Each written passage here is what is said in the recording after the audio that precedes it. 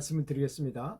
이제 그 품위 있는 죽음을 위해서 가장 중요하게 생각한 것이 뭐냐 이렇게 물어봤더니 가장 많은 27.8%가 나온 거에 뭐냐면 다른 사람에게 부담을 주지 않는 것이라고 했습니다.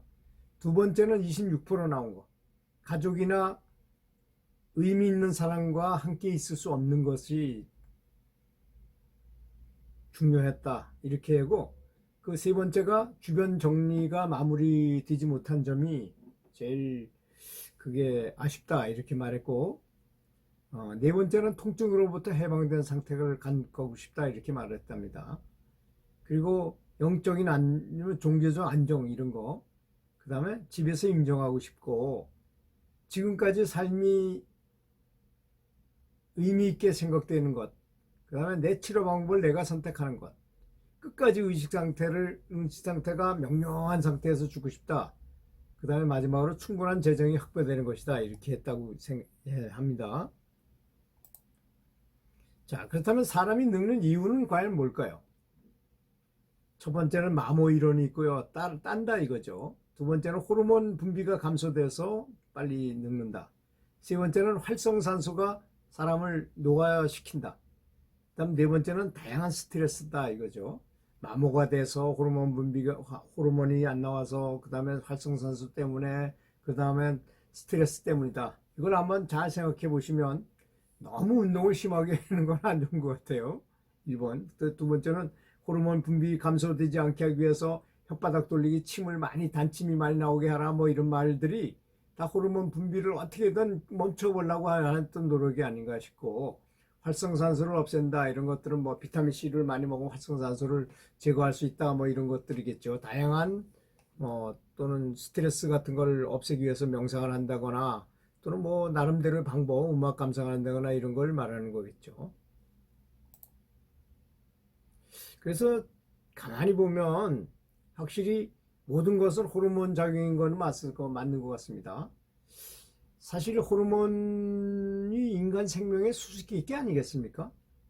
모든 탄생, 사람이 태어나고 죽고 뭐 노화해가지고 결국은 죽게 되고, 건강과 질병과 또 심신의 그 불가사의한 여러 가지 현상이 그런 거 아니겠습니까? 그 다음에 사랑과 질투심이 나온다거나, 창조의 기쁨을 느낀다거나, 슬픔을 느끼고 그렇잖아요.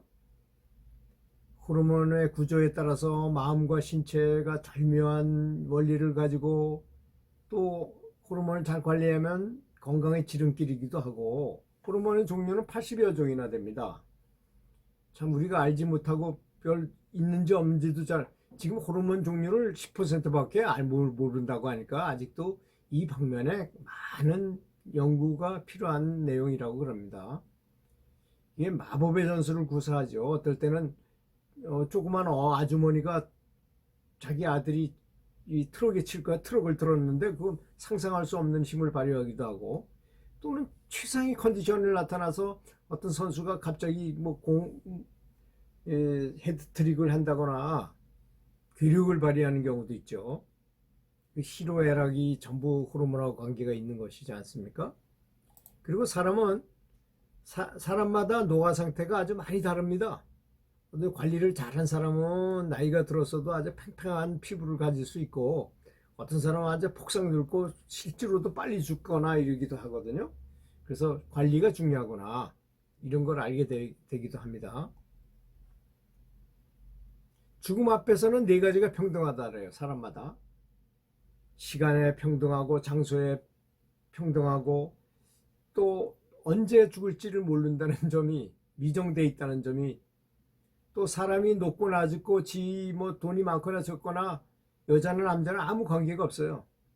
이런 네 가지는 죽음 앞에서는 평등한 것이라고 하니 한번 이런 거 잘 생각해 봐야 될 것입니다. 죽음을 그럼 고통스럽게 생각하는 이유가, 과연 사람들이 그 이유가 뭘까요? 처음 당할 수밖에 없는 거잖아요.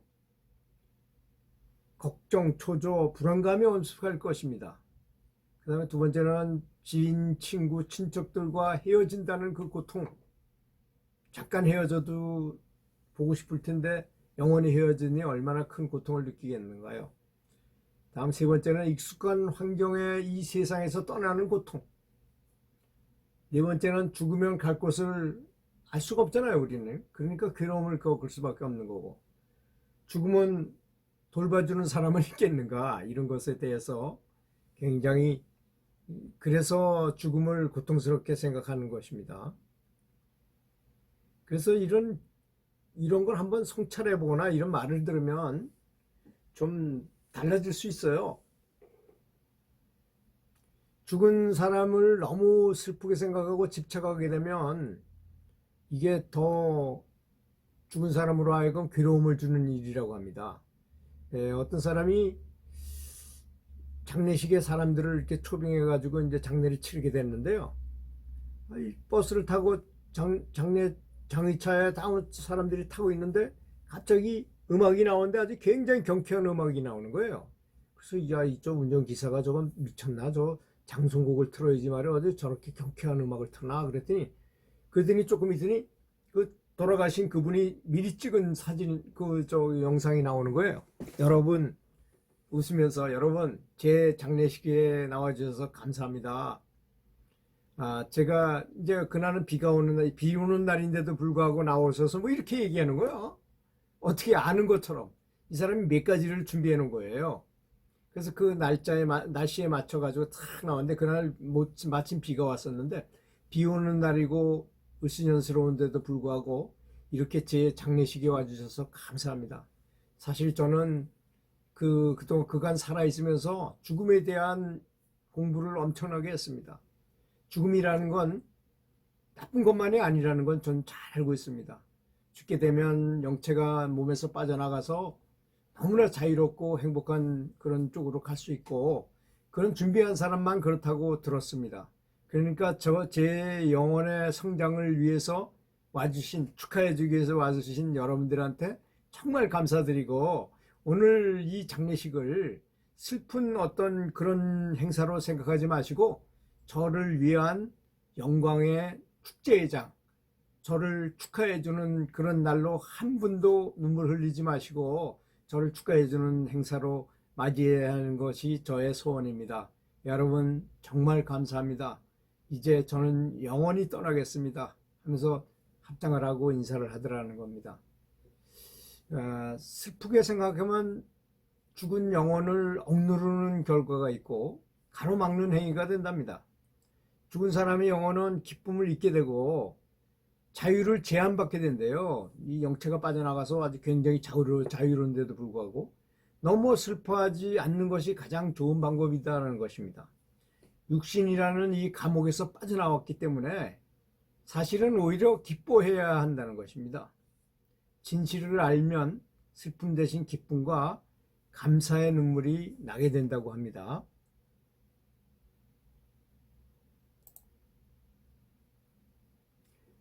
이제 임사체험제들이 했던 여러 정말 많은 사람들의 연구를 했잖아요. 그 책에 보면 뭐 한 책마다 한 100여 명씩 그 임사체험 사례가 실려 있는데 그 내용이 비슷합니다. 이제 죽으면 오히려 기뻐해야 될 일이라는 겁니다. 그 사람 말은 죽으면 육신에서 빠져나와 가지고 아주 큰 기쁨과 자유로움을 느낀답니다. 우리는 지금 육신 속에 이렇게 갇혀 있잖아요. 영체는 자유로운 거랍니다. 원래 빛이고 원래 이렇게 사람 몸에 들어가 있는 그런 존재가 아닌데 이제 몸속에 공부를 위해서 여기 들어와 있기 때문에 그래서 아주 큰 자유로움을 느끼고 터널을 퀴송열차를 타고 먼 나라로 날아가는 것처럼 이렇게 터널 같은 데를 빠져나가게 된답니다. 깨달음의 순간 같은 아주 큰 기쁨을 체험하게 된다고 하고요. 빛으로 가득한 그런 어떤 빛의 사랑의 존재가 환영을 하면서 이렇게 환영을 받게 된다고 하고 영혼이 아주 자유롭게 이동하는 자유로움을 느낀다고 합니다. 영혼의 진화를 촉진하고 지혜가 발달하여 그 전에 몰랐던 것을 많은 것들을 알게 된다고 합니다. 머리가 더 좋아지는 거죠. 높은 지혜에 빨리 오를 수 있도록 바람직한 일이 된다는 거죠. 그래서 성경에 매일 죽는 성인에 대한 이야기가 나온다고 하는데요. 플라톤의 동굴의 비유를 보면 그런 걸 알 수 있잖아요. 이런 말을 하는 사람들을 옛날에 잘 죽였어요. 여러분도 잘 아시다시피 예수님이 우리가 사는 일반 사람들이 알 수 없는 천국의 얘기 이런 걸 많이 하다 보니까 왕이 될 것 같다 뭐 이래가지고 결국은 그 제자의 저기 제자 때문에 죽게 되죠. 소크라테스도 역시 마찬가지로 재판을 받아서 그 사람을 죽여버립니다. 그렇게 대단한 성인을 죽게 만들었다는 것이죠. 그런데 이제 살아있으면서 어떤 사람은 그렇게 영체가 빠져나가, 명상을 오래 한 사람은 그렇게 빠져나간 사람도 나갔다 들어왔다 하는 그 성경에 보면 그런 성인이 있었다고 그러는 거 보면 그게 가능하다고 합니다. 자, 죽음과 불치병을 수용하는 그런 이제 심리 과정이 있는데요. 이제 처음에 자기가 불치병에 걸렸다는 사실을 알고 얼마 안 있으면 죽는다는 사실을 알았을 때 우울감을 아주 그렇겠죠. 우울하겠죠. 그죠? 잘 살아있다가 갑자기 죽는다고 하니까 얼마나 큰 나라고 떨어진 것 같은 그 공포심을 느끼겠습니까? 그 다음에 부정하고 두렵기도 하고 아주 부정하고 싶은 생각이 든답니다. 그리고 분노심을 느끼고 다른 세계를 부정하려고 그렇게 다른 세계에 대해서 아주 내가 여기 살지 못하고 다른 데 간다는 것 때문에 아주 화를 낸다는 거죠. 그 다음에 신성이 활성화되고 그 다음에 유언이나 유산 같은 거를 미리 준비해 놓는 것이 좋고요. 이런 걸 알게 되면 자살을 예방할 수 있답니다. 절대 자살을 안 한답니다. 이런 사실을 알게 된다면, 이런 여러 가지 사실을 알게 된다면.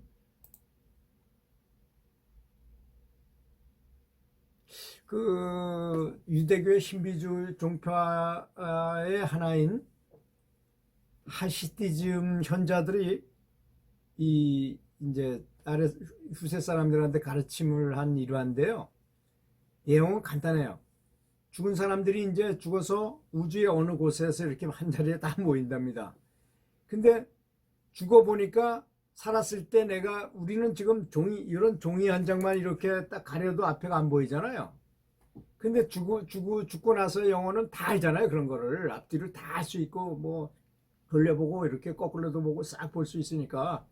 그래서 그 사람들이 모여가지고 옛날에 둥글게 앉아가지고는 옛날에 그때 막 그랬던 걸 가지고 막 그렇게 웃고 시리닥거린다는 얘기를 하면서 그때 왜 이렇게 그걸 모르고 이렇게 바보 같은 행동을 했는가 이렇게 막 영원히 살 것처럼 아주 작은 것에 집착했다는 그런 것 때문에 막 웃고 그렇게 회상한다는 것입니다.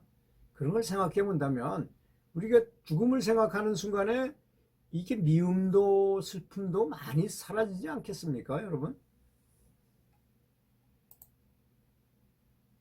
자, 임사체험들이 그럼 공통적으로 어떤 체험을 할까요? 그건 정말 거의 공통적인 그 수많은 사람들을 조사해 보면 거의 비슷해요. 첫째, 이 사람은 죽었습니다 하고 선고를 의사가 내리면 편안함과 행복감을 느낀답니다.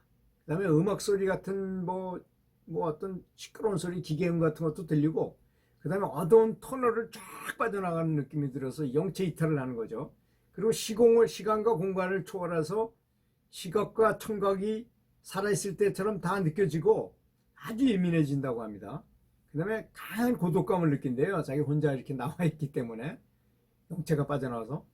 그 다음에 죽은 사람들하고 또 만나게 된답니다. 죽었던 부모를 만난다거나 친구를 만난다거나 그 다음에 빛의 존재를 만나게 돼요. 아까 말한 그 사랑의 아주 가득한 사랑의 화신과 같은 그런 빛의 존재를 맡은 그런 텔레파시로 이렇게 대화를 하게 되고 그 다음에 이제 인생을 파노라마처럼 한순간에 쫙 보여준다 그러잖아요.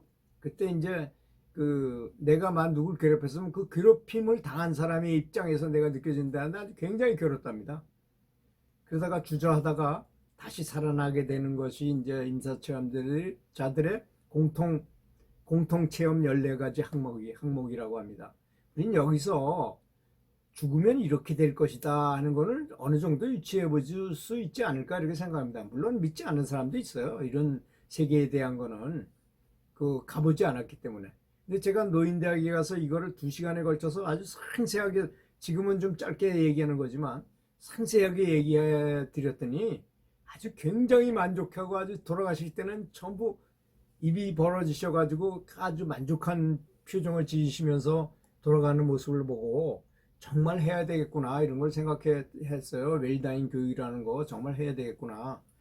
그래서 이 죽었다 살아나는 사람들이 사는 동안에 해야 될 일을 돌아와서 다시 생각하게 되는데요. 첫 번째는 착하게 살아야 되겠다는 걸 생각하고, 두 번째는 즐겁고 행복하게 사랑을 많이 실천하며 베풀며 살아야 되겠다고 느낀답니다. 세 번째는 내가 떠날 때 후회가 없고 죄책감을 느끼지 않도록 해야 되겠다는 것을 아주 뼈저리게 느낀다고 합니다. 네 번째는 집착을 버려야만 빠르고 편안하게 그 천국, 내가 있던 원래 본향, 나의 원래 있던 고향으로 빨리 편안하게 올라갈 수 있다는 것을 스스로 느낀다고 합니다.